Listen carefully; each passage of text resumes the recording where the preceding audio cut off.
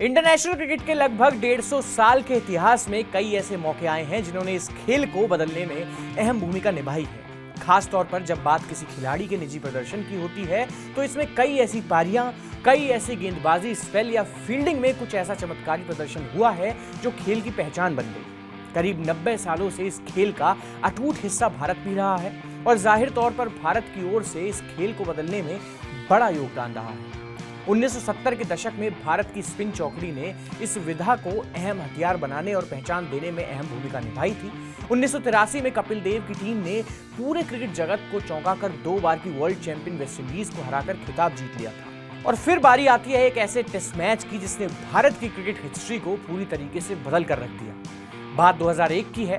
भारत और ऑस्ट्रेलिया के बीच कोलकाता में एक टेस्ट मैच खेला जा रहा था। ये टेस्ट मैच अपने पहले 3 दिनों में ही बेहद खास बन गया था। पहले दिन भारत के लिए खुशी का मौका सिर्फ इतना था कि हरभजन सिंह ने टेस्ट क्रिकेट में भारत की ओर से पहली हैट्रिक ले ली थी। इस टेस्ट के ऐतिहासिक बनने की दिशा में यह पहला कदम था। अगले 2 दिनों में ऊंची और ऐतिहासिक उड़ान के लिए भारत को पहले नीचे गिरना पड़ा था।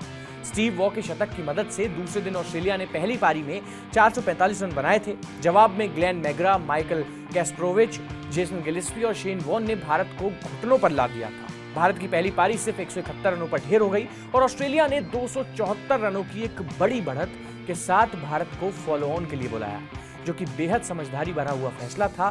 पूरे 2.5 दिन से भी ज्यादा का खेल बचा था।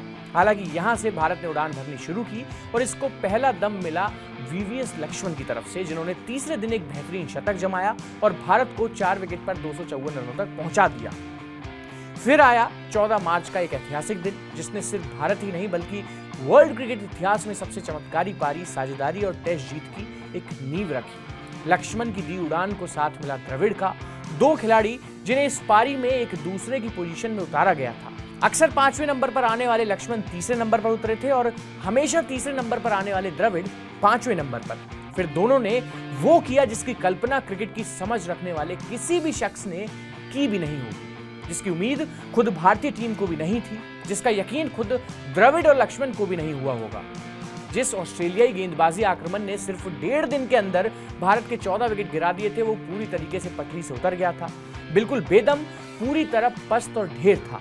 लक्ष्मण और द्रविड़ ने हर ऑस्ट्रेलियाई गेंदबाज को सिर्फ बाउंड्री का रास्ता दिखाया, टेस्ट क्रिकेट का असली मजा चखाया और दुनिया को एक नया जादू दिखाया। दोनों ने पूरे दिन बल्लेबाजी की।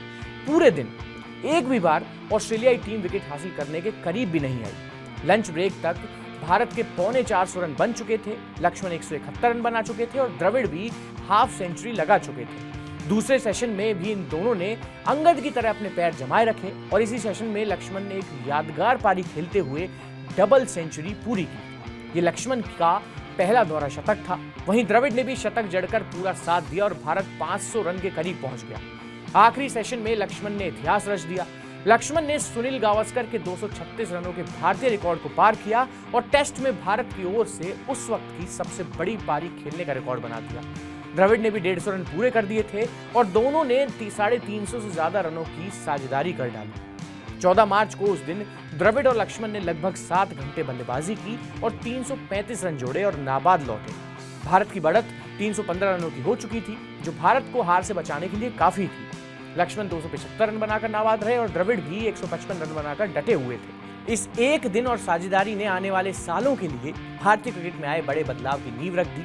आखिरी दिन भारत ने ऑस्ट्रेलिया को 212 रनों पर समेटकर 171 रनों से टेस्ट मैच जीत लिया, जो क्रिकेट इतिहास में सिर्फ तीसरा ऐसा मौका था जहां किसी टीम ने फॉलो ऑन के बाद जीत दर्ज की। इसके बाद से आज तक ये नहीं हो पाया है। इस जीत की नींव 14 मार्च को करीब 7 घंटे और करीब 550 गेंदों में बने 335 रनों ने रखी थी। इस दिन ही आने वाले सालों में भारत और ऑस्ट्रेलिया को टेस्ट क्रिकेट की सबसे रोमांचक टक्करों में से एक बना दिया। इस मैच के कई नायक थे, लेकिन जो पारी वीवीएस लक्ष्मण ने खेली, उन्हें इस जीत का असली हीरो कहना कहीं से भी गलत नहीं होगा। लक्ष्मण ने कई बार भारतीय टीम के लिए ऐसे कारनामे किए हैं।